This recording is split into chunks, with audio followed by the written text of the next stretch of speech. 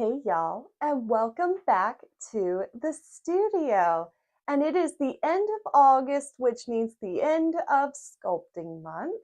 And if you didn't check out my last video, I will have it linked somewhere up in one of these corners. So go check that one out after you finish watching this video, of course.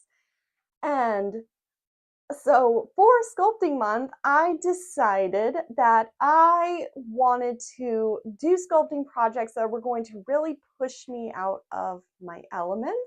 I've only done now 2 sculptures in my entire art career. And for this project, I decided I really needed to up my game.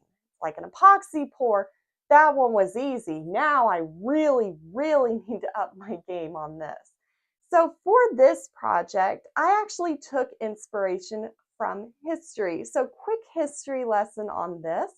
Back in the late Victorian, so in early Edwardian era, it was very common for middle class to wealthier households to actually have taxidermied birds in their home. And women would wear them as headdresses. They used to put them under glass. And where I used to work, they actually had one of these. Not gonna lie, it's a little creepy and it is against my ethics. I will not own anything taxidermied in my entire life. Don't want that in my home. Don't like it. Are they cool to look at in historical sense? Yes. Do I ethically, morally want something like that in my home? No. So I decided that instead of going out and, taxidermying a bird, which I'm not going to do, I decided I'm going to make a sculpture instead. And if you don't know what I'm talking about, I will enclose like some pictures in this video so you can see what I'm talking about. But I decided I wanted to take some inspiration from these images and make my own creation for this video. And in my home, I actually have this beautiful print of these birds, and they're in a magnolia tree, and the magnolia blossoms are blooming. It's beautiful. And I decided I was going to create that image. Now, full disclaimer, I did not make a one-off copy of this. This is my own personal interpretation of this. This is my own take on it. So it is not going to look exactly like the print that I own. It's going to be my own take on this. And you'll kind of understand why as we get into this video. But that was my sculpting project for the end of August. And so let's just jump straight into this video and see what I created. So if you're wondering why I'm on the floor for this project, my art studio is in a bit of a remodel. So the first thing I had to do for this project was to make sure that my wire was going to be strong enough. So I got a 14 gauge wire and cut it to size after measuring accordingly and put it into a pre-drilled hole at the bottom of my base. I need to make sure that everything is going to fit perfectly. And of course I have to cut everything down, measure, I haven't learned enough already to always measure. I initially hot glued everything down, but honestly, I actually went back and had to re-glue this because the hot glue was just not strong enough. Once I actually started adding all of my wires in to make my tree base a little bit stronger, my hot glue kind of went and failed on me. So, should have just glued it in with some UV resin to start with.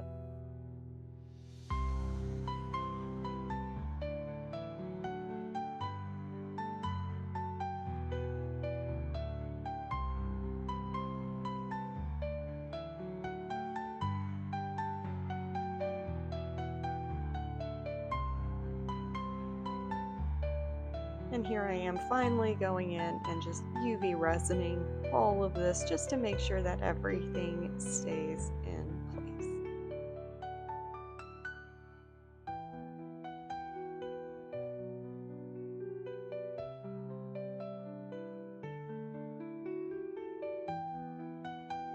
After it was glued back in place, I just started wrapping around some lighter weight wire around it just to make sure the armature was much stronger, because I will be using some air dry clay on top of this, so I wanted to make sure it was going to be able to hold everything up. I also added in some additional branches during this process, just to give it a little bit more of a tree-like look.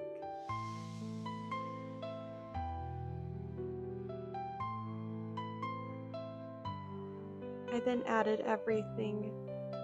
aluminum foil to everything so that I had something for my clay to cling to once I would start adding it.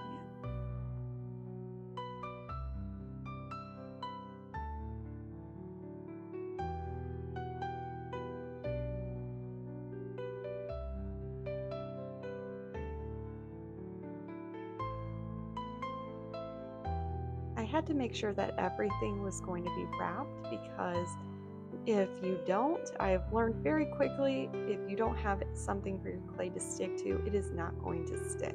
This also helped bulk out my tree a little bit and just made it look a tiny bit more natural.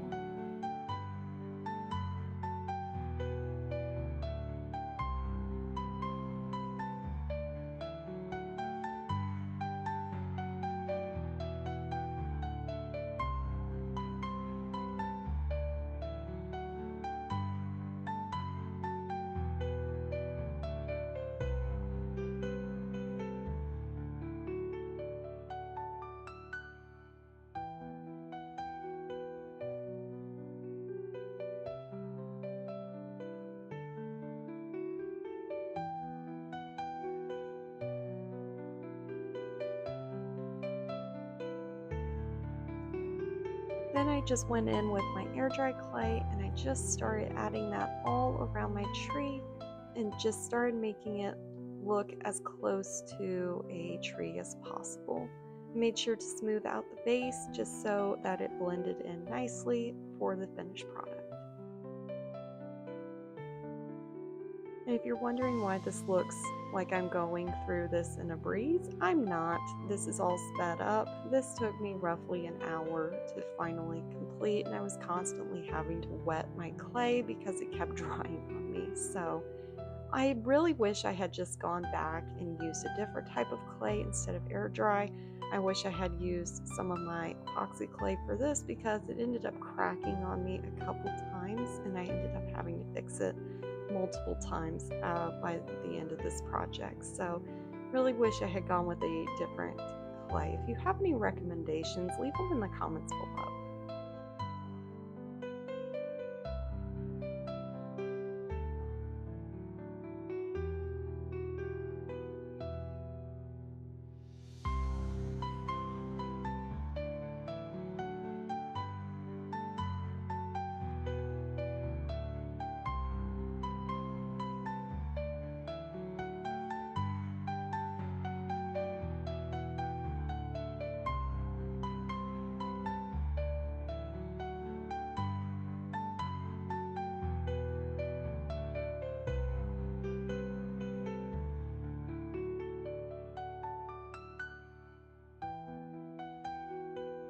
After the initial base was done drying, I wanted to go back and bulk up some areas.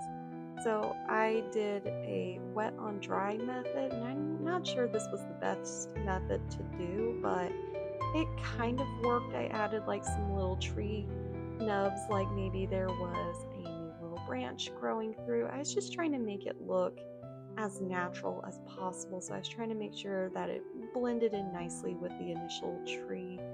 I also ended up going back and adding like some smaller branches just to make it look a little more tree-like.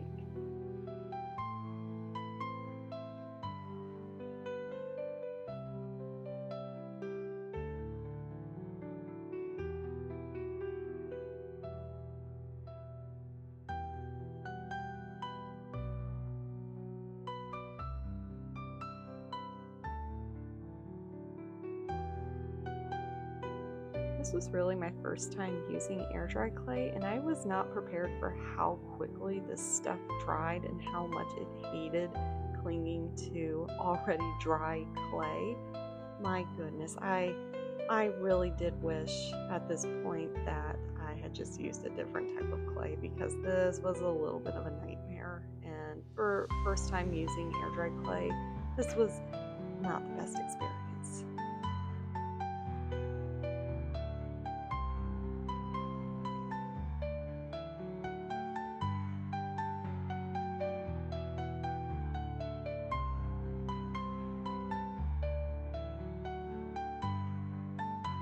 The next thing I did was mix up some of my green polymer clay and cut that down to size and used it to make some leaves for my magnolias. Now I just repeated this process about 10 million times until I had just enough leaves, and then I started making my magnolia flowers. Now I used white and green for this, so if you're wondering why you're seeing white leaves in the background, it's because I ran out of green, and then I think some of my polymer clay may have dried out, so I ended up having to make some white colored leaves as well. And unknowingly, I was actually using sparkly glitter clay for this, so that was my fault. I really should have read that package. And then I just went in and started making my flowers. I ended up making a grand total of 4 flowers, and this was them ready to be baked. After that was done, I was going back and making sure that my bird was going to be measured correctly. I needed to make sure that I got my armature just right and knew where to cut so that I would have the correct size. Initially, I was going to make 2 birds just like in the picture, but I ended up just making 1 bird instead, because once I added all of my tin foil and then started adding my clay, I realized I was not going to have room for 2 birds. So 1 birdie it is for my project.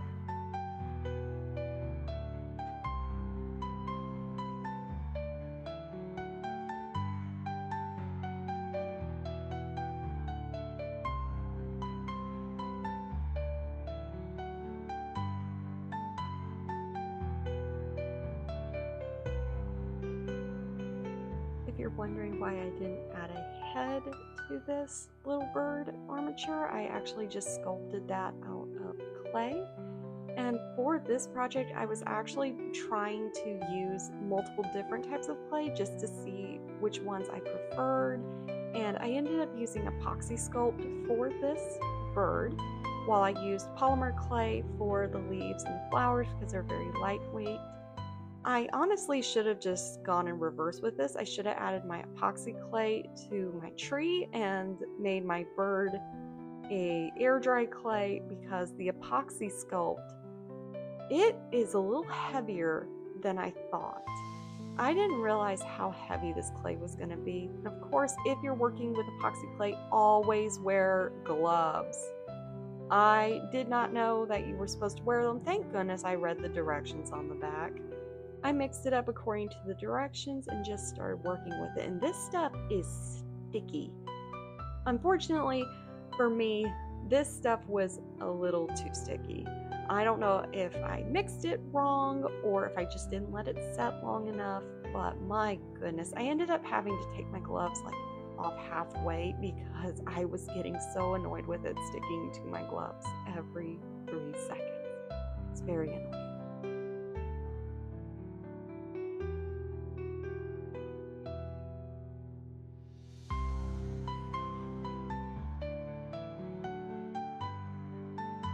I did a lot of this bird off camera because I was just having the hardest time sculpting it, and its head is a little small in this part, but I did end up going back and fixing that. Now, if you value your sanity, please, for the love of everything, do not do what I just did. I thought, oh, you know what? I have this extra spray paint laying around and it's white. Let me just base coat everything. Do not do this. Please, if you value your sanity and you value just any ounce, if you have any ounce of respect for yourself, please do not do this. Absolutely not. I ended up ruining this project, I think, because I did this. Don't do this. Just go and gesso it, or actually use a primer. Do not just use random white spray paint you have laying around, because this took 2 days to dry. And then I ended up having to sand everything by hand because I apparently hate myself. So don't do what I did. Please don't do what I did.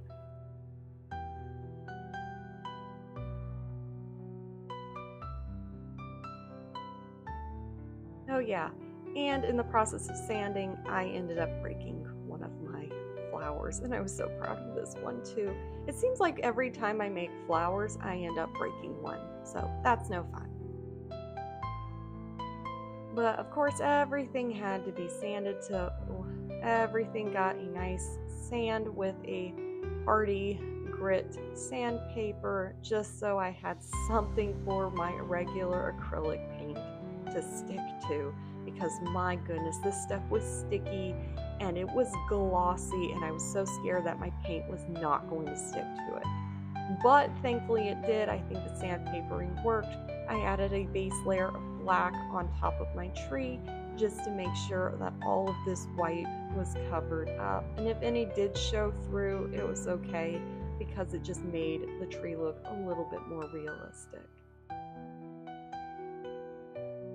I then went in with just many different shades of brown while the paint was still wet, and just started blending it together, letting some stuff stand out and some stuff blend into the darker shades.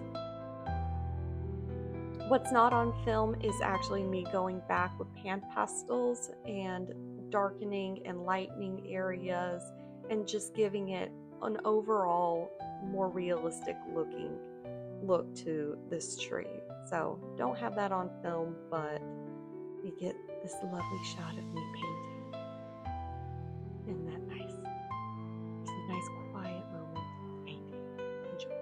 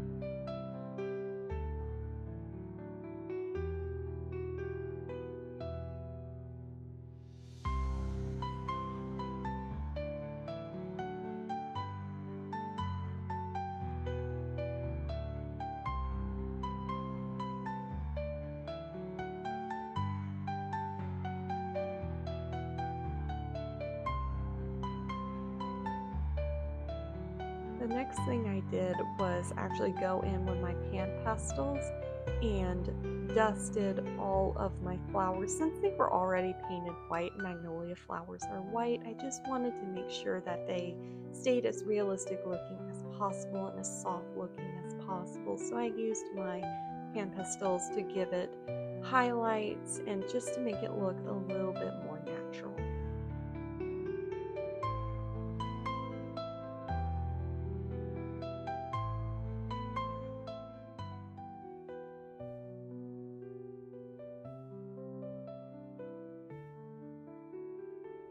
Off camera, I drilled 2 holes for the legs for my bird, because this bird is going to be hanging onto the tree, and I glued those wires in place with UV resin, because I need to make sure that these wires are not going anywhere.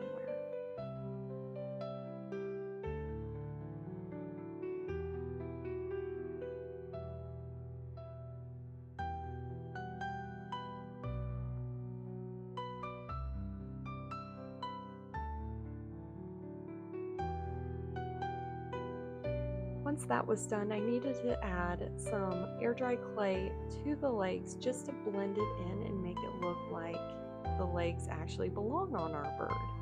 So I quickly did that with a little bit of air dry clay and then just blended it all into my epoxy clay.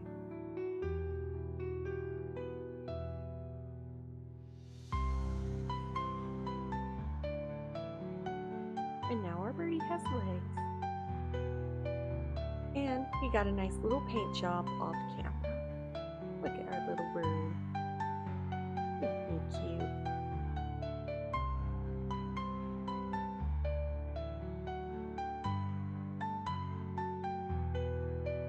To add a little bit more realism, I just added a little bit of UV resin to the eyes just to give them a little bit more of a realistic look and that they're not just flat.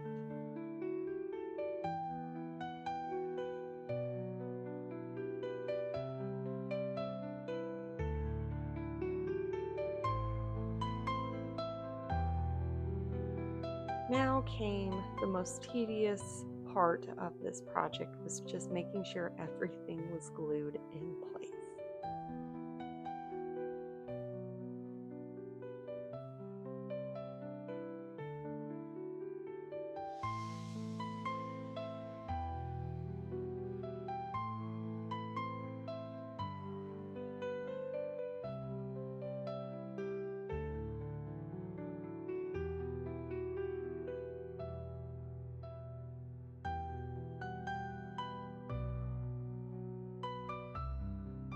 And now, ladies and gentlemen, are you ready to see the final results of this project?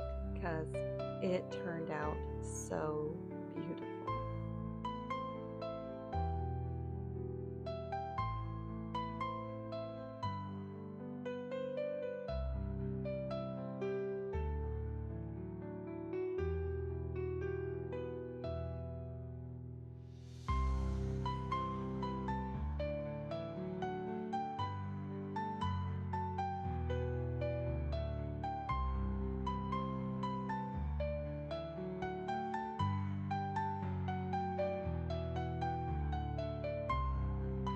If you enjoyed this video, please like and subscribe and leave a comment down below. What did you think of this project?